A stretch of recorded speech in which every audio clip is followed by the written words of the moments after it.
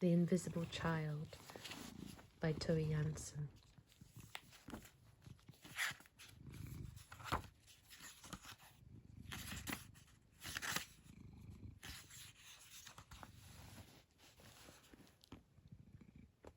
One dark and rainy evening, the Moomin family sat around the veranda table,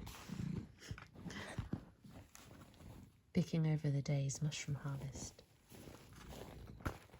The big table was covered with newspapers, and in the centre of it stood the lighted kerosene lamp. But the corners of the veranda were dark. Little Maya has been picking pepper mushrooms again, Moomin Papa said. Last year she collected flybane. Let's hope she takes to chanterelles next autumn, said Moomin Mama, or at least something not actually poisonous. Hope for the best and prepare for the worst, little Maya observed with a chuckle. They continued their work in peaceful silence. Suddenly there were a few light taps on the glass pane in the door, and without waiting for an answer, Tiki came in and shook the rain off her oilskin jacket. Then she held the door open and called out in the dark, "Well, come along." "Whom are you bringing?" Moomin Troll asked. "It's Ninny," Tiki said. "Yes, her name's Ninny." She still held the door open, waiting. No one came. "Oh well," Tiki said, and shrugged her shoulders. "If she's too shy, she'd better stay there for a while." "She'll be drenched through," said Moomin Mama. "Perhaps that won't matter much when one's invisible," Tiki said, and sat down by the table. The family stopped working and waited for an explanation. "You all know, don't you, that if people are frightened very often, they sometimes become invisible," Tiki said, and swallowed a small egg mushroom that looked like a little snowball. "Well, this Ninny was frightened the wrong way by a lady who had taken care of her without really liking her. I've met this lady, and she was horrid.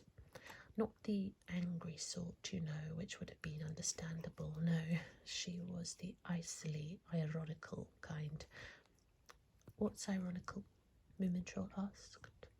"Well, imagine that you slip on a rotten mushroom and sit down on the basket of newly picked ones," Tiki said. "The natural thing for your mother would be to be angry, but no, she isn't. Instead, she says very coldly, 'I understand that's your idea of a graceful dance, but I'd thank you not to do it in people's food.' Something like that." "How unpleasant," Moomin Troll said. "Yes, isn't it?" replied Tiki. This was the way this lady used to talk. She was ironic all day long, every day, and finally the kid started to turn pale and fade round the edges, and less was seen of her. Last Friday, one couldn't catch sight of her at all. The lady gave her away to me and said she really couldn't take care of relatives she couldn't even see." "And what did you do to the lady?" Mai asked with bulging eyes. "Did you bash her head?" "That's of no use with the ironic sort," Tiki said. "I took Ninny home with me, of course, and now I've brought her here for you to make her visible again." There was a slight pause. Only the rain was heard rustling along over the veranda roof. Everybody stared at Tiki and thought for a while.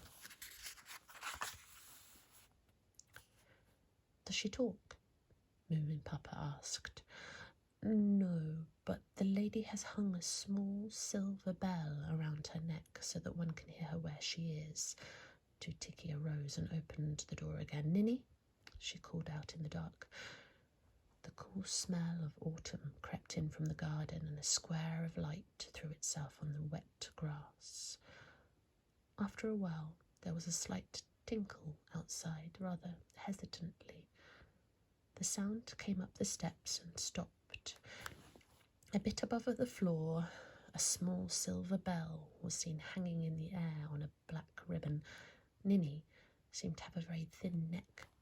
"All right," Tiki said. "Now, Here's your new family. They're a bit silly at times, but rather decent, generally speaking.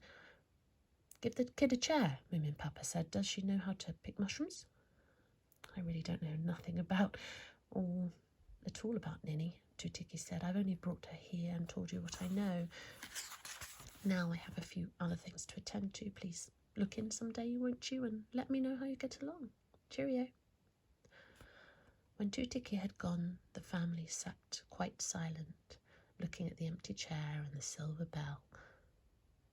After a while, one of the chanterelles slowly rose from the heap on the table. Invisible paws picked it clean from needles and earth. Then it was cut into pieces, and the pieces drifted away and laid themselves in the basin. Another mushroom sailed up from the table. Thrilling, Mice said with awe. Try to give her something to eat. I'd like to know if you can see the food when she swallows it. How on earth does one make her visible again? Moomin Papa said worriedly. Should we take her to a doctor? I don't think so, said Moomin Mama.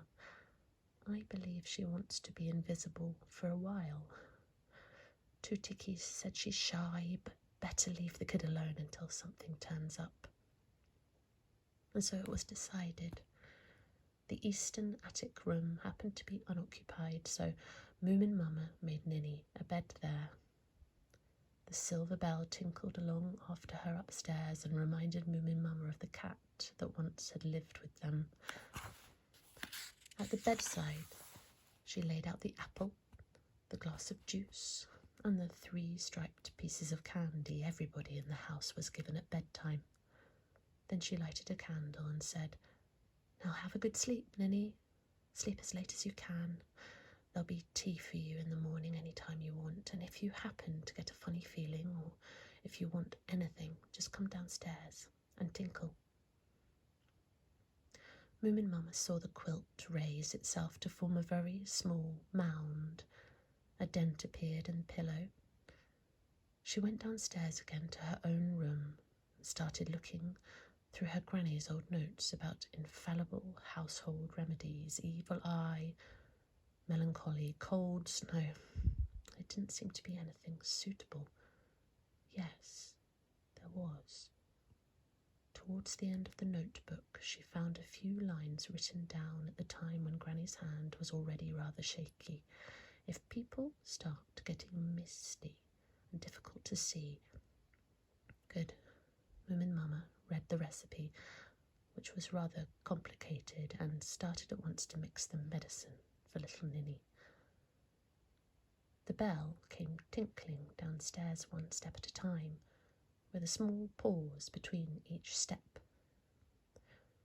Moomin Troll had waited for it all morning, but the silver bell wasn't the exciting thing. That was the pause. Ninny's paws were coming down the steps. They were very small, with anxiously bunched toes. Nothing else of Ninny was visible. It was very odd. Moomin Troll drew back behind the porcelain stove and stared bewitchedly at the paws that passed him on their way to the veranda. Now she served herself some tea. The cup was raised in the air and sank back again. She ate some bread and butter and marmalade. Then the cup and saucer drifted away to the kitchen, were washed and put away in the closet. You see, Ninny was a very orderly little child. Moomin Troll rushed out in the garden and shouted, Mama, she's got paws. You can see her paws. I thought as much, Moomin Mama was thinking, where she sat high in the apple tree. Granny knew a thing or two. Now, when the medicine starts to work, we'll be on the right way. Splendid, said Moomin Papa, and better still when she shows her snout one day. It makes me feel sad to talk with people who are invisible and who never answer me. Hush, dear, Moomin Mama said warningly. Ninny's paws were standing in the grass among the fallen apples. Hello, Ninny, shouted Mai. You've slept like a hog. When are you going to show your snout? You must look a fright if you've wanted to be invisible. Moomin Troll whispered. "She'll be hurt." He went running up to Ninny and said, "Never mind, she's hard-boiled. You're really safe here among us. Don't even think about that horrid lady. She can't come here and take you away." In a moment, Ninny's paws had faded away and become nearly indistinguishable from the grass. "Darling, you're an ass," said Moomin Mama. "You can't go about reminding the kid about those things. Now pick apples and don't talk rubbish." They all picked apples. After a while, Ninny's paws became clearer again and climbed one of the trees. It was a beautiful autumn morning. The shadows made one's snout a little chilly, but the sunshine felt nearly like summer. Everything was wet from the night's rain, and all colours were strong and clear. When all the apples were picked or shaken down, Moomin Papa carried the biggest apple mincer out into the garden, and they started making apple cheese. Moomin Troll turned the handle, Moomin Mama fed the mincer with apples, and Moomin Papa carried the filled jars to the veranda. Little Mai sat in a tree, singing the big apple song. Suddenly there was a crash. On the garden path appeared a large heap of apple cheese, all prickly with glass splinters. Beside the heap one could see Ninny's paws rapidly fading away. "Oh," said Moomin Mama, "that was the jar we used to give to the bumblebees. Now we needn't carry it down to the field, and Granny always said that if you want the earth to grow something for you, then you have to give it a present in the autumn." Ninny's paws appeared back again, and above them a pair of spindly legs came to view. Above the legs one could see the faint outline of a brown dress hem. "I can see her legs," cried Moomin Troll. "Congrats," said little Mai, looking down out of her tree. "Not bad, but the Groke knows why you must wear snuff brown." Moomin Mama nodded to herself and sent a thought to her granny and the medicine. Ninny padded along after them all day. They became used to the tinkle and no longer thought Ninny very remarkable. By evening they had nearly forgotten about her, but when everybody was in bed, Moomin Mama took out a rose-pink shawl of hers and made it into a little dress.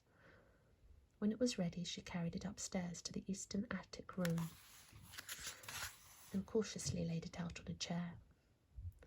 Then she made a broad hair ribbon out of the material left over.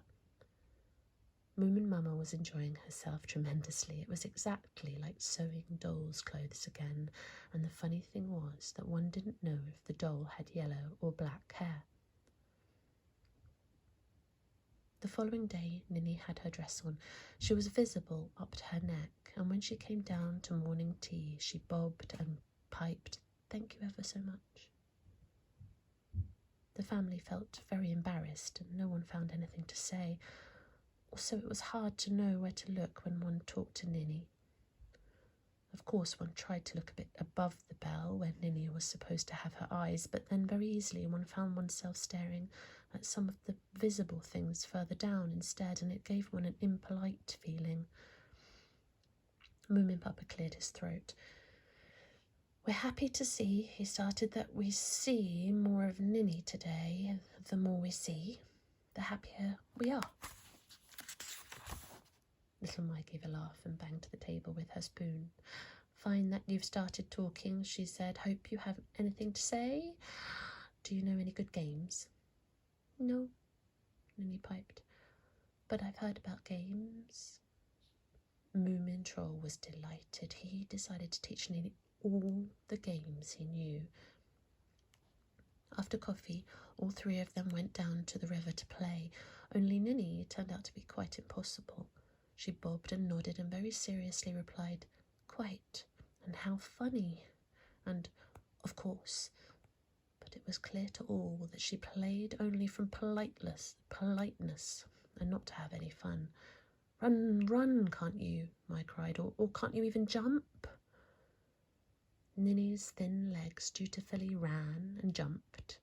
Then she stood again, with arms dangling, The empty dress neck over the bell was looking strangely helpless. "Do you think anybody likes that?" Mai cried. "Haven't you any life in you? Do you want a biff on the nose?" "Rather not," Ninny piped humbly.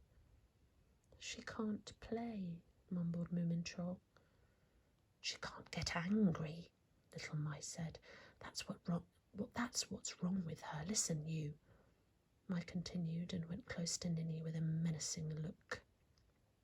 "You'll never have a face of your own until you've learnt to fight. Believe me."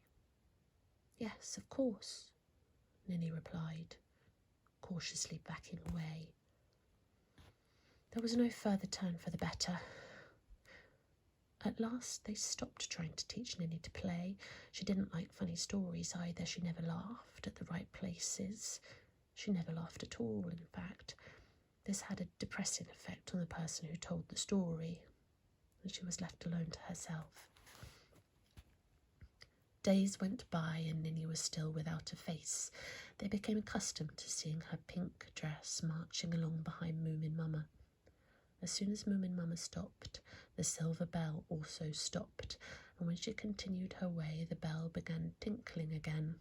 A bit above the dress, a big rose-pink bow was bobbing in thin air.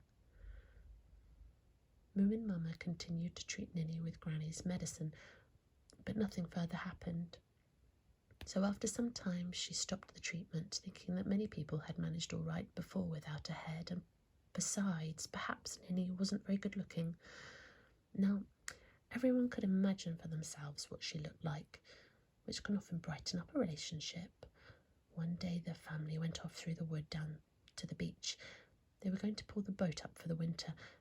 Ninny came tinkling behind as usual, but when they came in view of the sea, she suddenly stopped. Then she lay down on her stomach in the sand and started to whine. "What's come over Ninny? Is she frightened?" asked Moomin Papa. "Perhaps she hasn't seen the sea before," Moomin Mama said.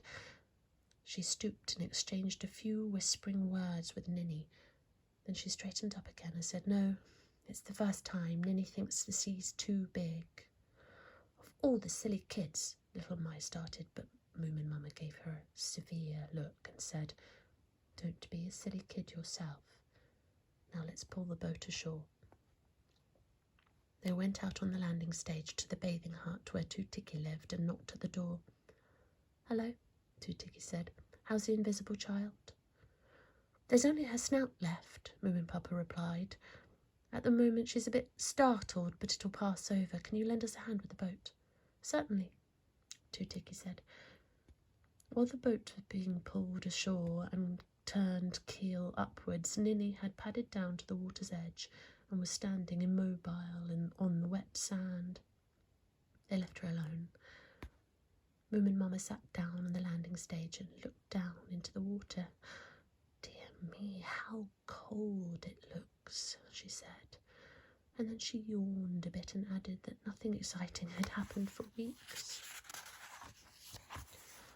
Moomin Papa gave Moomin Troll a wink, pulled a horrible face and started to steal up to Moomin Mama from behind. Of course, he didn't really think of pushing her in the water as he had done many times when she was young. Perhaps he didn't even want to startle her, but just to amuse the kids a little. But before he reached her, a sharp cry was heard. A pink streak of lightning shot over the landing stage, and Moomin Papa let out a scream and dropped his hat into the water. Ninny had sunk her small invisible teeth in Moomin Papa's tail, and they were sharp. "Good work," cried Mai. "I couldn't have done it better myself." Ninny was standing on the landing stage. She had a small, snub-nosed, angry face below a red tangle of hair. She was hissing at Moomin Papa like a cat. "Don't you dare push her into the big horrible sea," she cried. I can see her,